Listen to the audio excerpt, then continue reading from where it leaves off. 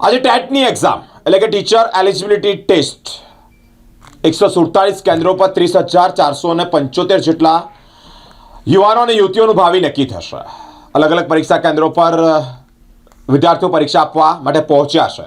ખાસ કરીને મધ્ય ગુજરાત એટલે પંચમહાલ, ગોધરા, આણંદ, છોટાઉદેપુર આપણા વિસ્તારમાંથી વધારે પરીક્ષાર્થીઓ પરીક્ષા આપવા માટે આવ્યા છે, જ્યાં ચુસ્ત વ્યવસ્થા પણ ગોઠવવામાં આવી છે. શહેરના કુલ 147 પરીક્ષા કેન્દ્રો પર અંદાજે 30,475 ઉમેદવારો પરીક્ષા આપી છે.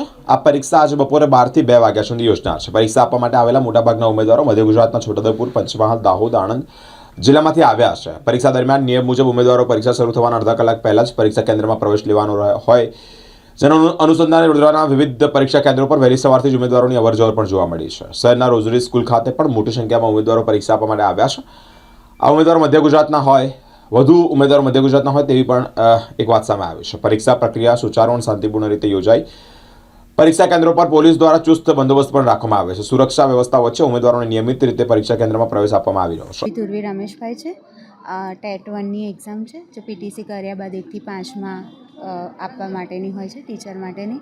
તૈયારી તો સારી છે, પણ બીજું એ કે મારું મેરેજ હતું એટલે ઓછી તૈયારી છે, પણ તૈયારી સારી છે. નવી પદ્ધતિ અનુસાર જે નવો અભ્યાસક્રમ આવ્યો છે એ પ્રમાણે તૈયારી અમે કરી છે. અમે નડિયાદથી આવ્યા છે.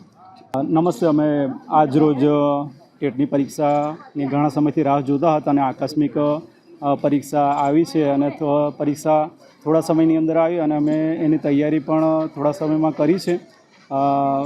અને મારો પુત્ર છે અહીંયા સાથે મારી સાથે, અને મારી વાઈફને લઈને આવ્યા છીએ. ટેટની પરીક્ષામાં આમ અભ્યાસ ઘણો બધો હોય છે અને ઘણી બધી મહેનત માગેલી એવી છે, પણ અમે તૈયારી કરી છે અને આવ્યા છીએ અને ભગવાનની કૃપા છે અને અમારી મહેનત પણ છે, એટલે જરૂર સફળતા મળશે એવી હું આશા રાખું છું. મોહનભાઈ એસ પરમાર.